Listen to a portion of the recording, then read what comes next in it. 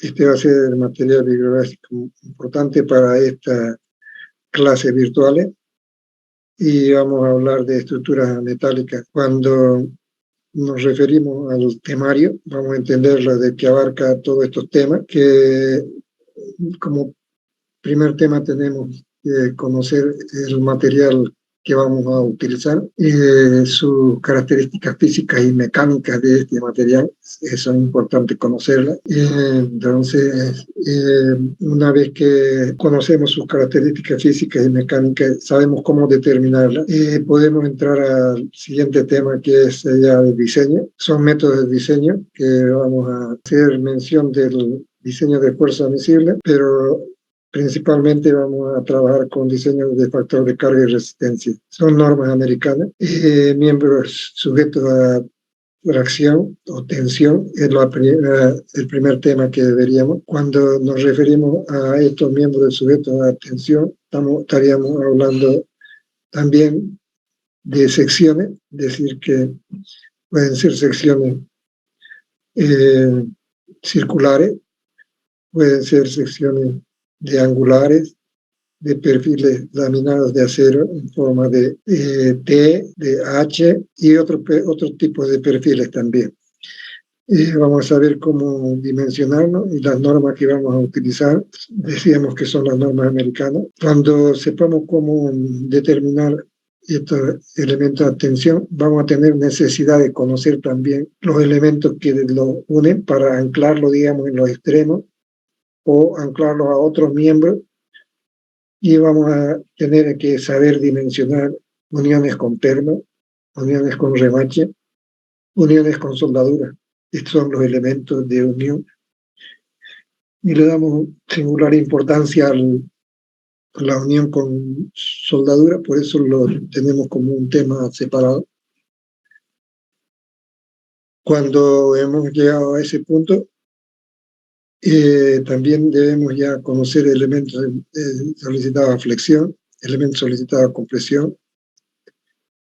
flexión, vigas de secciones múltiples también, columnas y vigas de secciones múltiples, la transferencia de la carga a la fundación a través de las placas base para vigas y columnas, y que va a ser importante. Elementos solicitados también a flexotracción, flexocompresión, elementos sometidos a torsión. Todo esto ustedes del curso de resistencia de materiales lo saben hasta acá. Lo que vamos a hacer es aplicarlo ya en estructuras mayores y ver también la aplicación a través de programas que nos facilitan el cálculo, y de esa manera entonces conocer en qué medida nos facilita el cálculo, pero no deja de ser la importancia, no tener importancia el ingeniero en la aplicación de la norma, en la estimación de la carga.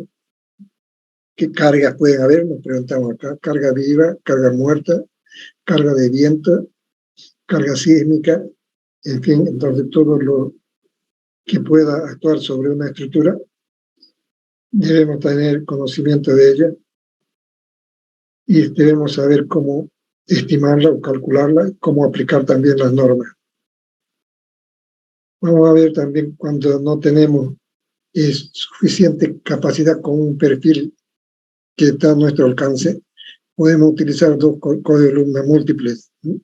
Dos perfiles, por ejemplo, o más, igual para vigas, y vamos a hablar de columnas y vigas múltiples. La transferencia de esfuerzo decíamos que la hacemos a través de placas, que pueden ser placas base para columnas, placas base para vigas. Esas placas deben ir ancladas a la fundación. Cuando hablamos de armaduras para cubierta, también otro tema importante. Esta armadura para cubierta, vamos a ver la importancia de la pendiente. La pendiente que está en función de la posición geográfica del elemento, de la ubicación del elemento que estamos dimensionando, y va a tener singular importancia si los perfiles son laminados en caliente o conformados en frío, porque nosotros podemos también conformar nuestros perfiles. Vamos a ver también el tema de elementos en colaboración, es decir, hormigón y acero, cómo podemos hacer que trabajen juntos. Después en la aplicación vamos a hacer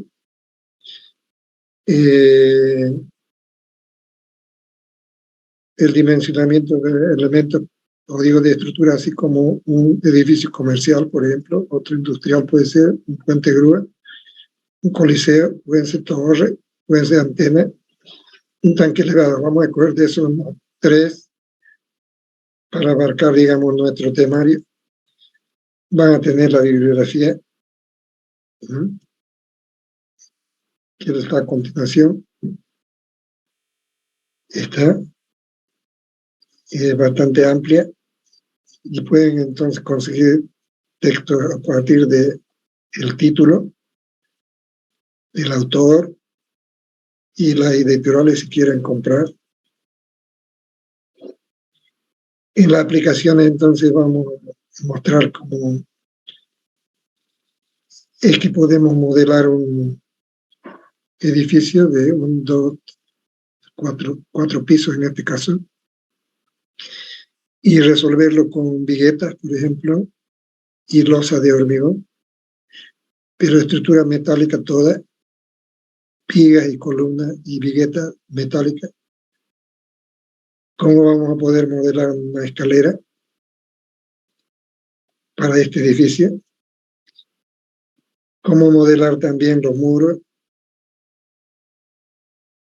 que van a ser importantes para que el programa considere las cargas que están actuando sobre la estructura? No tengamos que poner cargas debido al muro, por ejemplo, en la estructura, sino ya van a estar modeladas los elementos, ¿no? Y va a considerar el programa su peso propio.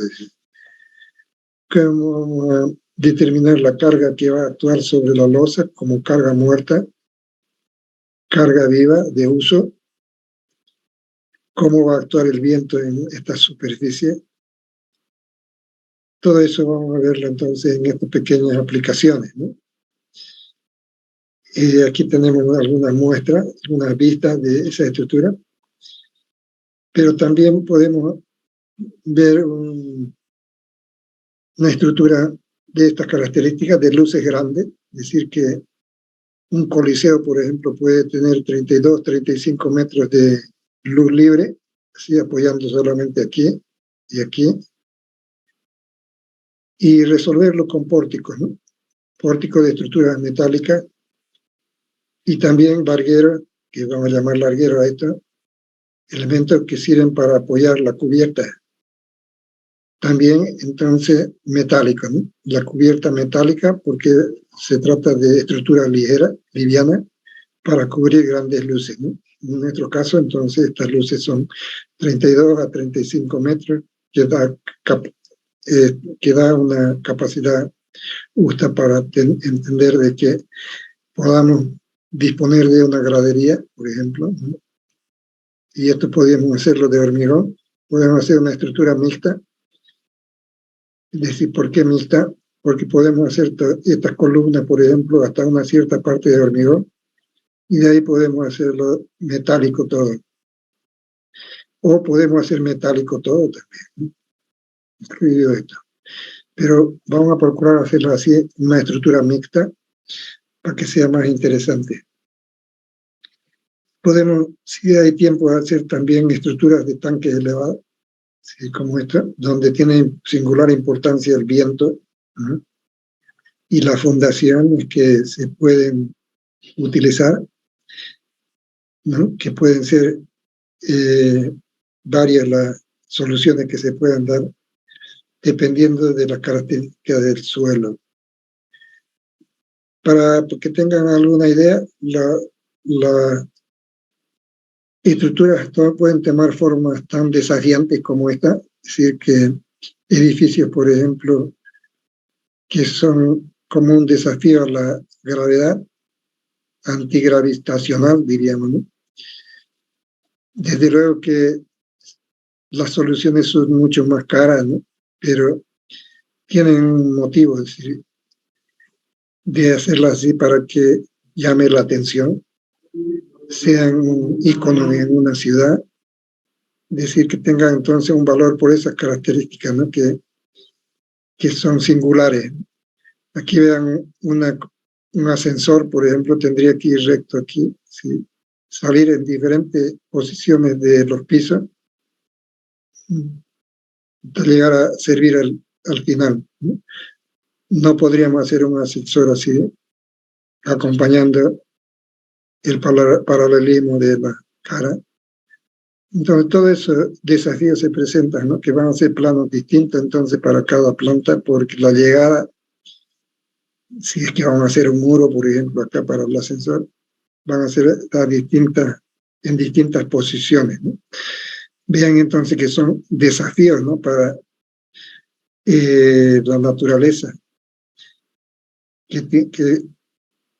en la que entendemos que actúan fuerzas, 4 fuerzas principales. Ustedes van a indicarme luego en la próxima clase cuáles son esas fuerzas que actúan en la naturaleza. Una puede ser la fuerza de gravedad, por ejemplo, ¿no? Pero hay otras fuerzas más. En total son 4 las importantes. Ustedes van a investigar eso y me van a decir cuáles más son en la clase siguiente. A cualquiera voy a preguntarle, ¿no? Entonces, ese es un desafío, ¿no? Quiere decir que vean ustedes cómo hay un momento grande entonces aquí que trata de levantar estas zapatas de acá y confinar más estas zapatas de aquí en esta extremo izquierda. En cambio, si lo hiciéramos recto, no ocurrirían esos momentos tan grandes, ¿no? Pero si es que se presenta así, habrá que calcularlo, saber calcularlo. ¿Qué es otro desafío? Por ejemplo, la forma, ¿no? Todas estas formas que se presenta así se lo hace por capricho del arquitectónico, decir, y para llamar la atención también, y que sea un icono referencial, allá donde llegan los turistas a sacarle fotos, ¿no? Porque la atracción que significa esa estructura.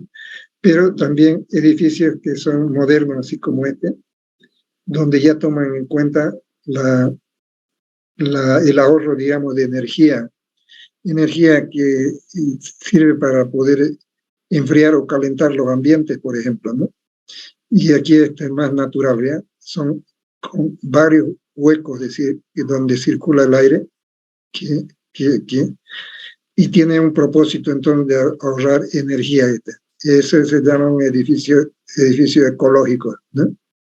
Y llaman a concursos para los arquitectos, cual tenga la mejor idea, iniciativa y la parte técnica también, de que sea un edificio que no sea tan costoso, entonces ganará esa licitación. Vean esto entonces, cómo se ahorra aire acondicionado, podríamos decir, si todo está ventilado, ¿no? Bueno, eso es lo que tenemos como tema que vamos a ver, y aquí vamos a repasar en forma ligera todo lo que vamos a ir haciendo en el transcurso del semestre, como que es lo que nos va a interesar. Por ejemplo, decíamos que en el temario poníamos que eran importantes las propiedades físicas y mecánicas de la madera como primer tema, y lo tenemos acá, ¿no? Temario. Este tema, el acero como material estructural, pero también las propiedades físicas y mecánicas para este material. Después recién veríamos métodos de diseño. Y eso es lo que vamos a situarnos acá en forma rápida. Vamos a hacer un repaso, en realidad. Sería un repaso de cómo determinar, por ejemplo, las propiedades física y mecánica del acero, ¿no? En este caso nos vamos a concentrar en el ensayo de tensión para determinar propiedades mecánicas, ¿no? Que sería como resistencia, por ejemplo, todo lo que es mecánica es resistencia. Y en el ensayo de tensión de formación, esto ustedes han visto en el laboratorio, la máquina que se tiene, hay máquinas pequeñas para romper probetas de hormigón o romper probetas de acero, pero esas no sirven para hacer ensayos de tracción, por ejemplo, ¿no? Ya tenemos una nueva ahí, que es la que podemos hacer un ensayo nosotros tal vez en alguna clase de tracción del acero para que sepan de dónde aparecen los datos que tenemos como características del acero estructural.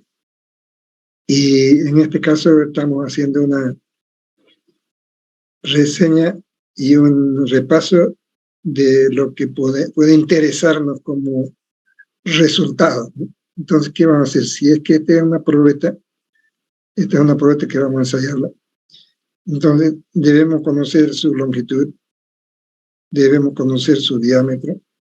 El diámetro tiene que ser el adecuado para que la capacidad del equipo entonces pueda llegar a romper la probeta y de esa manera entonces poder hacer un ensayo hasta la rotura de la misma, ¿no?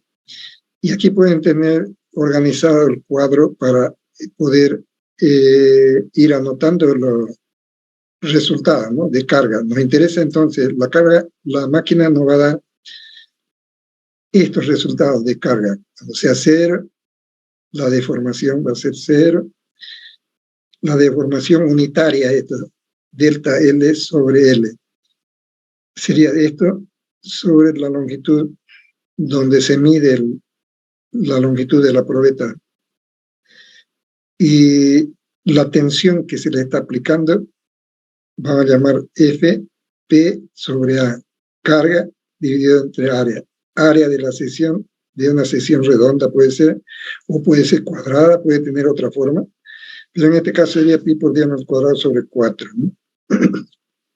Área. Entonces, fácilmente, una vez que tenemos estos datos anotados, el incremento de carga, la norma lo especifica la velocidad con que se debe ir aplicando, y a partir de ello, de estos datos, entonces nosotros hacemos cálculo, puede ser manual esto, o puede ser en forma automática si la máquina, la segunda máquina, por ejemplo, que tenemos ahí, ya lo automatiza, y puede verse, es decir, en una computadora, ¿no? Los resultados que nos grafique, así el graficador de Excel nosotros podemos usar también para graficar esto, y aquí está hecho así, con el Excel, ¿no? Entonces vemos aquí las características del material, que tienen un campo bien definido acá, ¿no? Tensiones proporcionales a las deformaciones. Tienen que ir atendiendo perfectamente esto porque después va a ser motivo para que podamos hablar sobre ella, repasar sobre ella.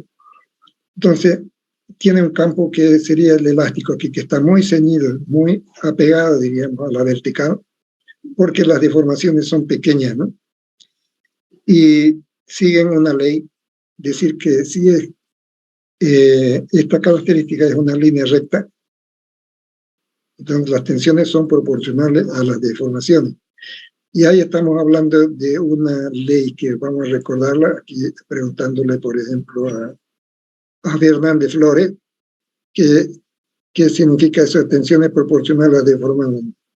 ¿Qué ley de quién es? ¿En homenaje a quién? Tensiones proporcionales a las deformaciones. Chuquimia, Pineda. Chuquimia. A ver, quiero que me respondan si es que me están escuchando, porque ni Fernández ni Chuquimia dan señales de vida. Ley de Hooke, ingeniero, ley de Hooke.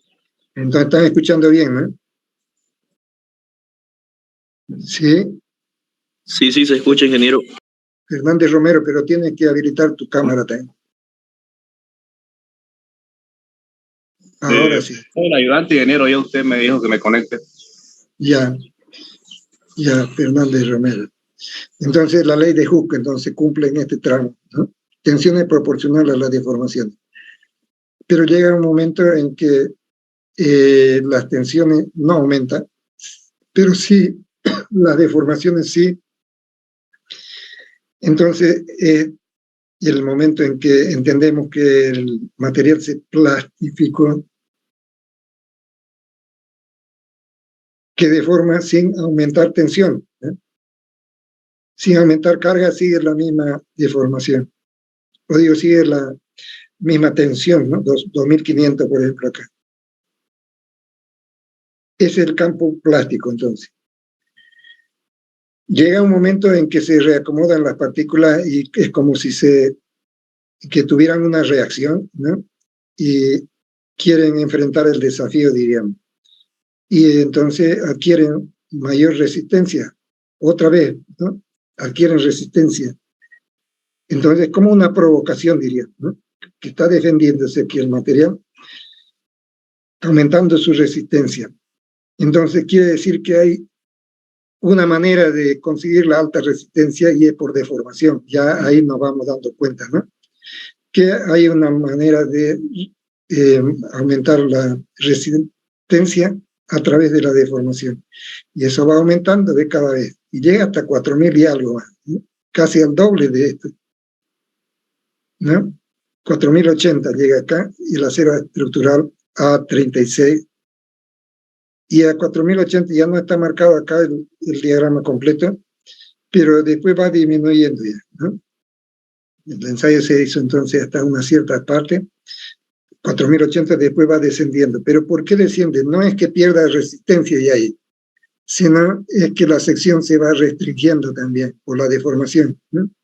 Al final queda entonces un área que podrían ser el 50% del inicial. Y las tensiones van a caer por eso en nuestro dibujo acá, ¿no? Porque todos lo referenciamos al área de 1 centímetro, o sea, de 10 milímetros, ¿no? Todo está referenciado a 10 milímetros, como ven. No se hace esa consideración de deformación o tensión instantánea, diríamos, sino referida a esta sección inicial, ¿no? Por eso es que cae el diagrama acá. Pero es suficiente entonces para tener una idea del comportamiento del material. Y el comportamiento del material nos va a servir para nuestro dimensionamiento. ¿Qué dimensionamiento, por ejemplo, acá? Atracción, podríamos decir, ¿no? Dimensionamiento de acción. Vamos a tener que trabajar con alguna tensión para definir un área. Y tendremos que escoger entonces, de acuerdo a la norma, qué tensión es la que nos recomiendan para poder determinar el diámetro de la estructura para recibir una determinada solicitación. Pero no solamente se dimensiona atracción, sino también a deformación. Entonces, la deformación también tiene que estar controlada, ya cuando entramos al dimensionamiento, ¿no? Y la controlamos de la siguiente manera. Necesitamos entonces un módulo elástico, que ustedes conocen del acero, por ejemplo. El acero es 2.1 por 10 a la 6 kilopondios centímetros cuadrados, 2.100.000, ¿no? Kilopondios centímetros cuadrados. La tensión de influencia para este material también es conocida, ¿no? 2530 acá. Va 2530 hasta una cierta deformación. Vean ustedes casi el 0,2%, ¿no? Casi. Y de ahí adquiere resistencia nuevamente. Y llega aquí a su máximo, 4080.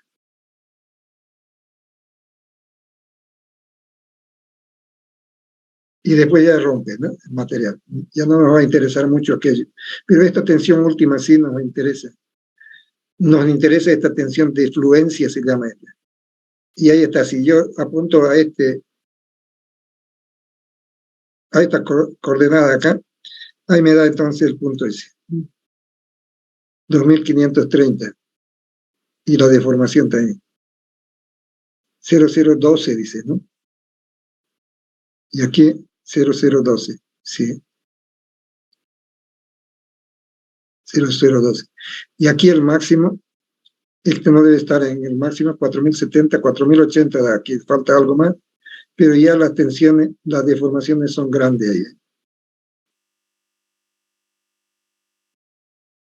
013. Entonces, ¿cómo sacamos el módulo elástico de este ensayo? Es la pregunta. Y como estamos hablando de que nuestro dimensionamiento lo podemos hacer en este campo, ¿sí? Pero con estos límites también de 2500 que no llegue acá, tenemos que aplicarle un factor de reducción para que no llegue acá. Y la norma es la que nos dice cuánto es factor de reducción. Vamos a poner. Aquí también, para que no llegue a la rotura, otro factor de reducción. Las normas nos lo indicarán, ¿no? Entonces, es bueno recordar que aquí es 2530, y sube a 4080 la tensión última. Y el módulo elástico, que lo vamos a determinar en la parte de proporcionalidad, tensiones proporcionales a la deformación. Llega al límite de proporcionalidad que casi se confunde con el límite de elástico, ¿no? Del material. En otras palabras, llegaríamos al límite elástico, si quiere. A partir de eso ya no nos sirve ese módulo elástico, porque deforma sin carga ya, ¿no? Sin aumentar carga.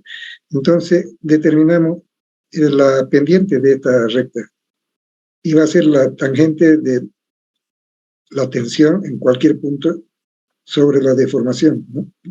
El módulo elástico. Y de esa manera entonces encontramos este valor de 2.100.000 kilopascales centímetros cuadrados como módulo elástico. La tensión última la hemos dicho que es 4080. La tensión de fluencia hemos dicho que es 2530. Aquí está con 2500, ¿no? 2.5, 2530. El peso específico es una propiedad física. 7.850. Tienen que recordar también. Hay que memorizar si quieren, porque este es el material que vamos a usar en todo el curso. Vamos a tener necesidad de memorizar y no se hace mucho esfuerzo para entenderlo, ¿no? Aquí este cuadrito lo pueden mentalizar, entonces, ¿eh?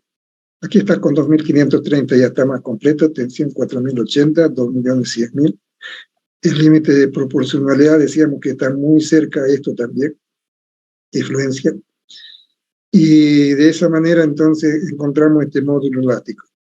Si podemos multiplicar esto por 100, por ejemplo, agrandaríamos, abriríamos más el diagrama y ahí veríamos con mayor precisión la pendiente, ¿no?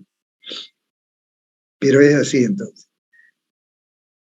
Y hasta aquí entonces vamos a hablar de algunas características que tiene el acero, ya en base al conocimiento de un diagrama, ¿no? Un diagrama de tensión. Entonces podemos decir ventajas y desventajas del acero como material estructural. A ver si lo tenemos por acá. No lo tengo, pero vamos a adelantarnos a eso para esta primera clase. Ciertas ramas de estos diseños. Ventajas y desventajas, vamos a decir aquí. Ya con el conocimiento de este ensayo, mentalizado diríamos, ¿no? Vamos a decir qué ventajas tiene y qué desventajas. ¿Y de qué? Del acero como material estructural. Así, ventajas del acero como material estructural. Y vamos, para que destaque, vamos a ponerle aquí con mayúscula. Eso es lo que podríamos ya concluir aquí con lo que viene a ser las ventajas y desventajas. Una, podríamos citar. Yo no voy a escribirlo ya, voy a decir simplemente, voy a recordar simplemente las ventajas y desventajas. Y ustedes van a tener que atender si esta. Tienen que estar atentos todos. Van a ver que hay mucho ya que se escondieron. ¿Vean? Es fácil la invitación al sueño. Solís está con sueño. Eso, ¿eh? Ya, entonces empezamos. ¿Qué ventajas? Dice, ustedes van a ayudarme también con algunas otras que son muy conocidas. Una, vamos a decir, que se pueden cubrir grandes luces con peso propio reducido. ¿no? Vamos a poner uno. ¿Qué quiere decir eso? Que eso significa entonces ahorro en el ítem de fundaciones, por ejemplo, ¿no? Son estructuras livianas, a pesar de que el acero tiene un peso específico grande, pero son estructuras livianas por la gran resistencia del acero a la compresión, a la tracción, entonces demanda secciones muy pequeñas también. Esa es una característica, entonces, ¿por qué su uso en este tipo de estructuras, por ejemplo, de grandes luces? Dos, podría decir que es otra característica importante la prefabricación. Quiere decir que después este material puede ser fabricado en el taller con todas las ventajas de no hacerlo en el campo, por las condiciones en que puede desarrollar su actividad el operario, es decir, va a trabajar bajo sombra, en algunos casos con aire acondicionado si quieren, y va a tener un mejor rendimiento, ¿no? Va a tener una mejor concentración en lo que está haciendo y va a ser posible tener también una supervisión permanente. Entonces, la prefabricación tiene esa ventaja de que una vez que se tenga ya la estructura de apoyo, como son las fundaciones, puede llevarse ya al campo y soldarla, o digo, y montarla, ¿no? Hacer el montaje. Entonces, tiene que haber gente con experiencia ya en el montaje para poder hacer esa labor, pero se facilita entonces con el hecho de tener ya fabricadas las piezas y la cuestión es ponerle perno o ponerle soldadura, tener los equipos necesarios para ese trabajo.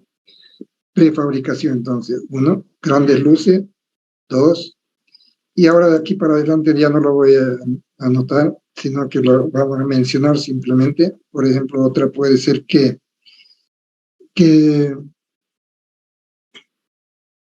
la estructura metálica puede fácilmente prestarse para una ampliación, ¿no? Decir que podemos aumentarle un piso, por ejemplo, 2 pisos, 3 pisos a una estructura y reforzar su columna y reforzar su fundación, por ejemplo, ¿no? Y simplemente entonces el reforzar las columnas se puede hacer a través de soldadura. Si hay que reforzar viga también se puede hacer poniéndole placas de refuerzo y soldadura, unirla con soldadura. Entonces sería la refuerzo de soldadura, refuerzo de soldaduras existentes, diríamos, que podíamos poner acá. No lo voy a poner ya, digamos, ya van 3, ¿no? Una más ustedes podrían ya imaginarse cómo es el acero. A ver, Chuquimia, ¿qué dirían? Tiene que aparecer Chuquimia. Cuando hago 3 llamadas a Chuquimia, ya la borro de la lista. No está presente, quiere decir. Gallardo, a ver, ¿qué me diría? ¿Qué otra ventaja se te puede ocurrir? Ya hemos dicho 3. Pueden cubrir grandes luces con peso propio reducido. La prefabricación. Y la tercera era de refuerzo de estructuras existentes. No se le ocurre, dice. Vamos a dejar libre, a ver, para alguien que se le ocurra. Carvajal, ¿qué diría? Tiene que abrir tu micrófono, Carvajal. A ver, a Solís, entonces. El rapidez, yo, ingeniero.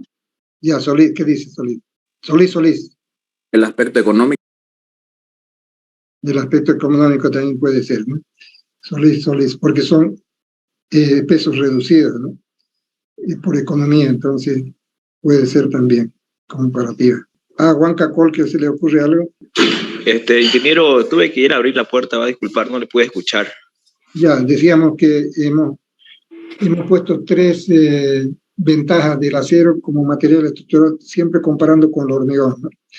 Decimos que son estructuras más livianas y se ahorra en el ítem de fundación, entonces se pueden cubrir grandes luces con peso propio reducido. Ahí estamos hablando ya de 2 ventajas, ¿no? Peso propio reducido de las fundaciones, también peso propio reducido de la fundación y de peso propio reducido de la estructura, ¿no? Entonces las fundaciones son más pequeñas, quiere decir. Entonces 2 situaciones hay. Después hemos dicho que se puede prefabricarla para el montaje, que sea es decir, llevar simplemente al momento del montaje. ¿Qué más?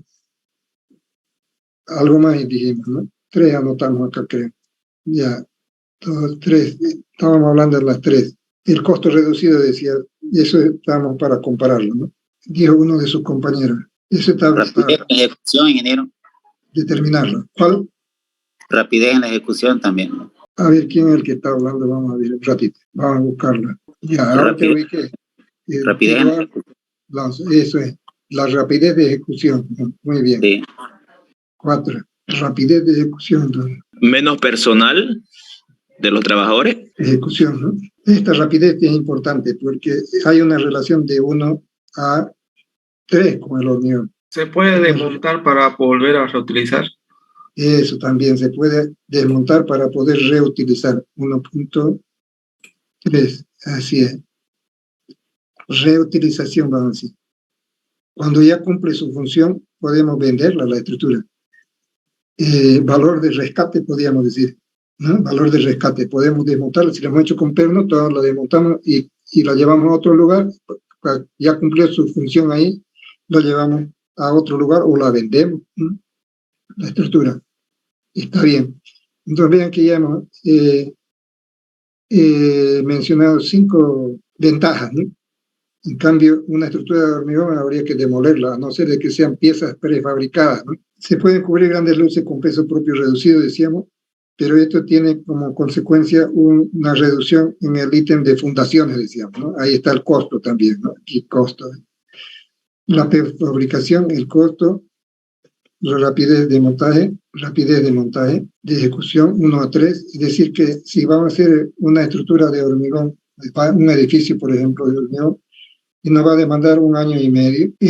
La estructura, haciendo estructuras metálicas, claro, acompañadas pueden ser de losas de hormigón, podemos hacer una reducción del tiempo a 5 meses, 6 meses, ¿no? 6 meses. ¿Qué significa eso? Que revertimos con más rapidez el capital invertido, ¿no? Reversión del capital invertido, entonces podría ser 6. Y vamos a ponerlo así para no escribir tanto. Así, capital invertido. Reversión del capital invertido. ¿Qué significa esto? Que si vamos a hacer préstamos bancarios, por ejemplo, ¿no? Para hacer un emprendimiento de esta característica, vamos a pagar menos intereses, ¿no? Así es, porque ya podemos venderla así tan pronto como 6 meses. En cambio, el otro tendríamos que esperar mucho más tiempo para entregarla, ¿no? Pero pagamos menos intereses, entonces, de un préstamo.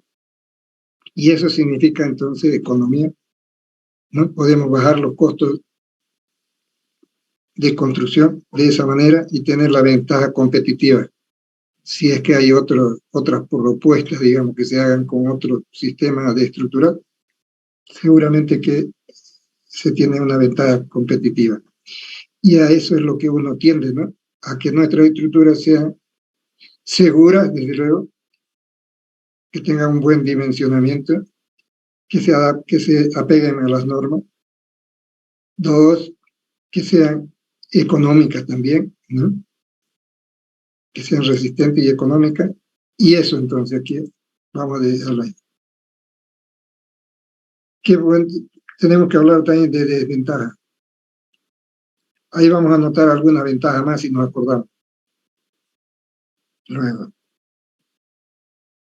Columna ocupa menor espacio, ingeniero, en edificios altos. Así es, también esa es otra importante. Las columnas se reducen considerablemente. Si es una columna, por ejemplo, en planta baja de un edificio de 30 pisos, tiene 1 metro de diámetro, tal vez en estructura metálica va a tener una dimensión tan pequeña que cuando comparamos como área útil, cuando se alquilan, especialmente locales, lo alquila por área útil, en planta baja especialmente, ¿no? Entonces, la reducción en el ítem de espacio ocupado por columna es grande, ¿no? Es grande. Entonces, eso se aprecia también en los sótanos, por ejemplo, ¿no? Donde se necesita espacio para la maniobra de los vehículos.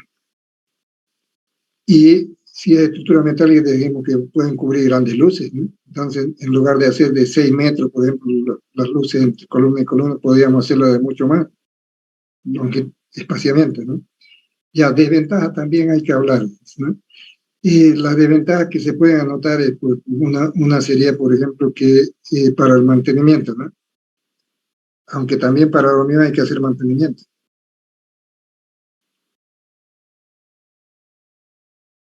El mantenimiento, digamos, ¿no? Que hay que, ¿cómo hacer el mantenimiento? Hay que hacer una revisión periódica, pero también hacerle una protección, ¿no? Hay un costo de protección, que decir, hay que utilizar pintura antioxidante para mantenerla, si está expuesta al aire libre, por ejemplo, ¿no?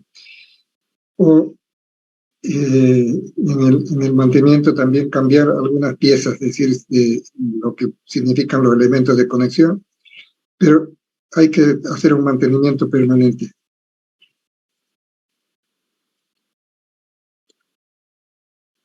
Igual, pero en una estructura de hormigón hay que garantizar, por ejemplo, en la cubierta que no penetre humedad para que pueda deteriorar todos los acabados que hay por las plantas inferiores, como ser cielo falso, cielo raso, ¿no? Y proteger la armadura también de la oxidación. El recubrimiento entonces no se ve afectado también, ¿no? Y otro sería una desventaja, la reducción, de resistencia por el fuego. ¿Qué es lo que afecta a los? No llega a la afluencia, en los incendios no se llega a la afluencia del acero, o digo, no se llega a la fusión, digo, al punto de fusión del acero, pero en los incendios se han detectado, por ejemplo, temperaturas de 800 grados centígrados, ¿no? Y el punto de fusión del acero es 1650. Ni a la mitad no llega, pero le afecta al módulo elástico, ¿no? Entonces, como se dimensionan las deformaciones en base al módulo elástico y las columnas esbeltas están fundamentalmente definidas su capacidad también por el módulo elástico, entonces puede haber un problema de pandeo en las columnas, ¿no? Y producir la falla de la estructura, el fuego. Entonces, hay estructuras que tienen que ser protegidas del fuego. Entonces, eso se puede hacer con un revestimiento, por ejemplo, de ladrillo, revestimiento de hormigón, retardadores serían efectos retardadores. Después hay unas espumas que se aplican también para proteger de la acción del fuego, especialmente en las cubiertas, eso, ¿no?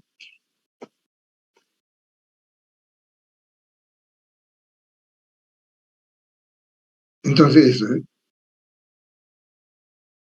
más importante. Pero también en las estructuras de hormigón ocurre lo mismo, ¿no? En la parte de resistencia al fuego, el recubrimiento que se tiene es bastante escaso, es decir, 1 pulgada de la armadura, y le afecta también, ¿no? Pero hay que anotarlo, es decir, anotarlo va a ser importante. Ahora vamos a ver qué es lo que tenemos de retención. Hemos hecho un pequeño repaso del material y vamos a ver cuál es nuestra evaluación del conocimiento de estos jóvenes.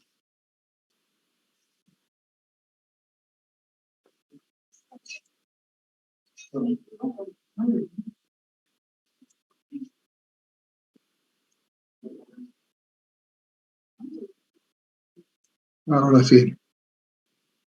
Ya, vamos a empezar con Eduardo Loza. Está presente porque tiene su imagen fija ahorita, en este momento. ¿Está bien, Eduardo Sosa? Eduardo Loza, ¿me responde? No está presente ya. A ver, Roca Saucedo Rico. Roca.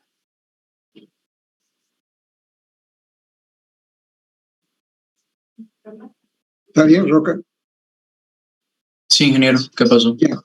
Entonces vamos a hablar de, aunque no lo dijimos antes, pero ya debemos tener alguna idea. ¿Cómo podríamos definir al acero?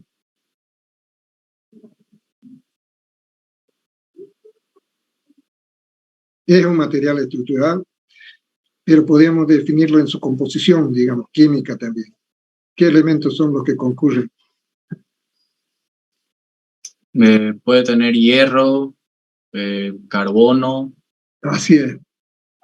Y fundamentalmente eso, de los otros elementos que se le añaden, como ser cromo y otros más, son para modificarle en tanto la resistencia o aumentarla. Por ejemplo, el acero inoxidable, ¿no? Tiene que tener ciertas características. Entonces, pero lo fundamental para el acero de las construcciones metálicas sería fierro y carbono, ¿no? Y el carbono es un cierto porcentaje, pequeño en realidad el porcentaje, que eso vamos a hablar en la siguiente clase. Está bien, Saucedo. La Cerda Rivera, yo Alexander, ¿no? En el ensayo tensión de formación, ¿qué características mecánicas podemos determinar? Que es resistente a la compresión. Ya.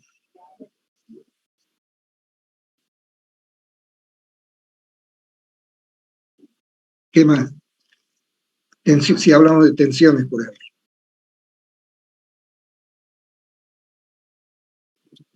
Que en cierto punto el acero llega a su límite de elasticidad. Ya, va a haber un límite elástico, dice ya, y después, ¿qué más? Vamos ascendiendo. ¿Qué ocurre luego? Después llega a cierto límite que el acero se va a romper. Ya llega a cierto límite que el acero se va a romper. Ya estamos en el final, sí. A ver, las partes intermedias, ¿qué diría Fernández Romero?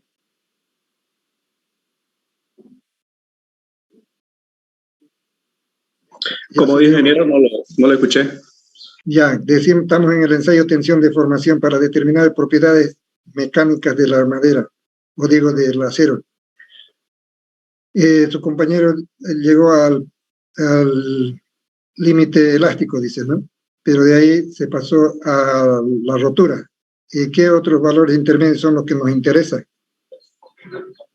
El límite plástico, bueno, del límite elástico sigue el plástico, se plastifica cierta deformación. Así Una es. misma carga se va deformando, digamos. Así es.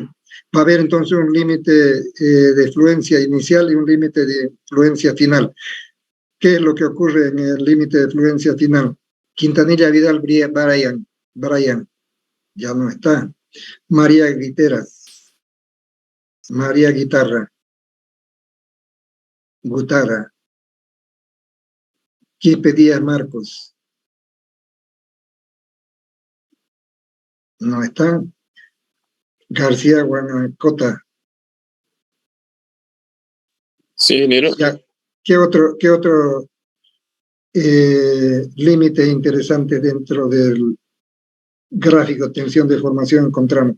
Correa Carello, Israel.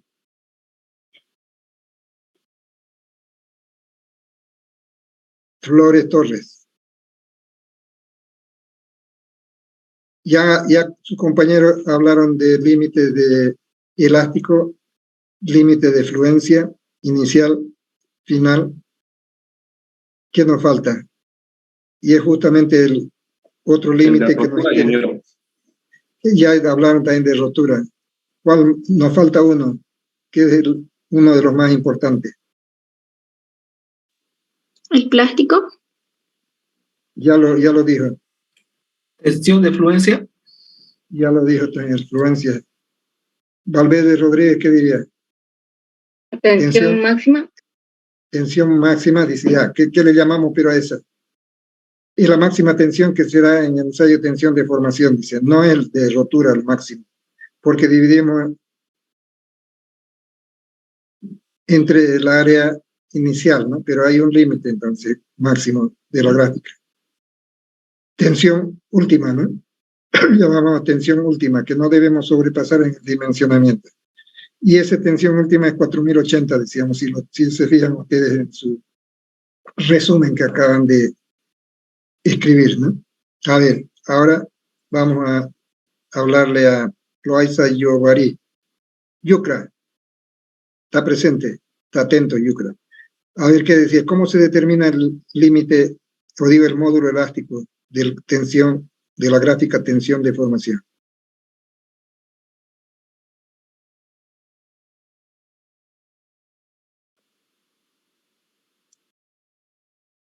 Pasa, dice.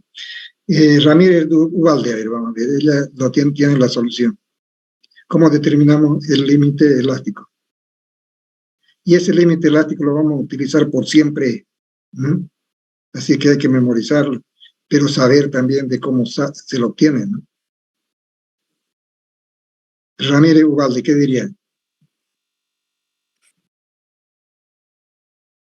Del diagrama. Es cuestión de recordar la forma del diagrama y saber que tenemos que tomar el diagrama de la parte donde las tensiones son proporcionales a las deformaciones, o sea, hasta el límite de proporcionalidad, es decir, que está muy cerca del límite elástico, ¿no?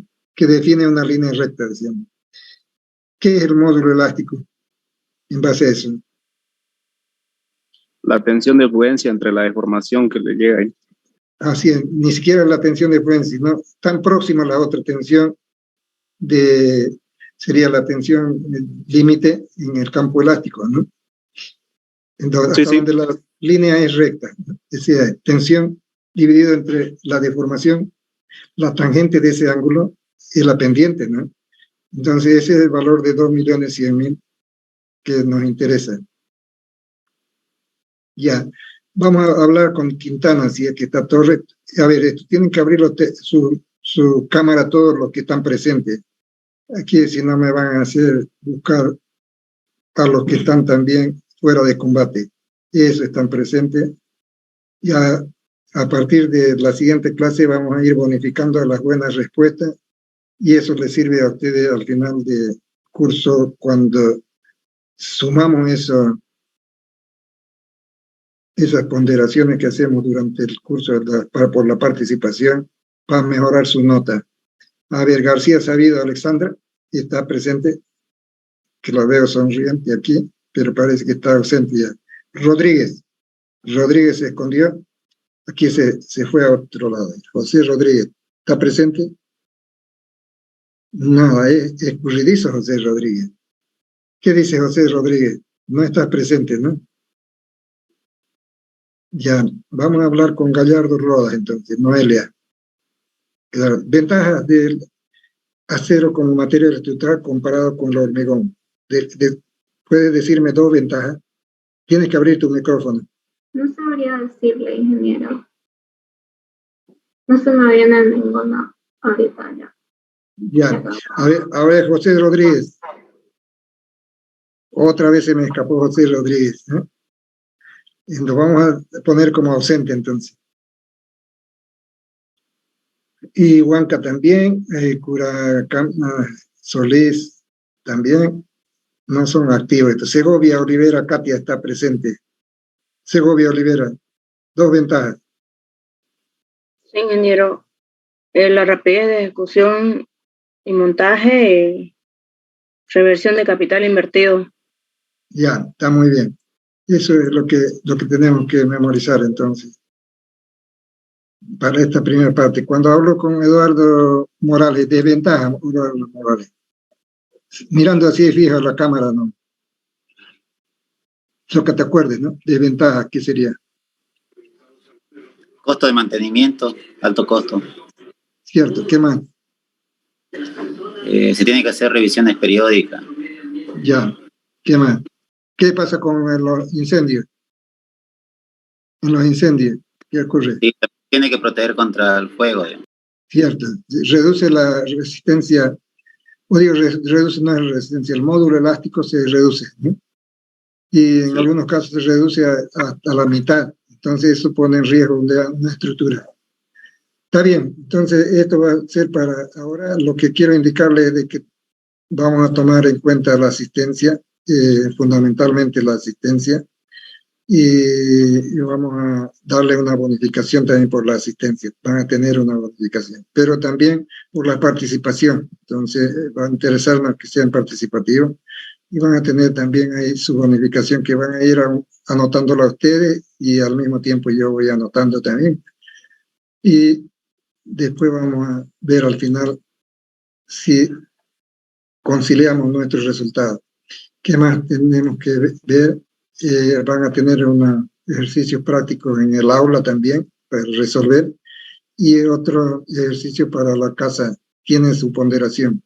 Los exámenes parciales, 2, examen final, 1, y la nota final, ¿no? Entonces, la próxima clase ya van a tener ustedes el texto y van a tener también 2 textos, ¿no? Va a ser el texto y el oficial y va a ser el otro, el que estamos siguiendo por la plataforma para los ejercicios, ¿no? Vamos a mostrar también una determinación de lo que acabamos de ver de los ensayos, una simulación de un ensayo, como si estuviéramos en laboratorio, ¿no? Vamos a hacer una simulación y dijimos que también si es que hay tiempo vamos a hacerlo en laboratorio en forma real ya, la simulación esta que vamos a proponerle ahora.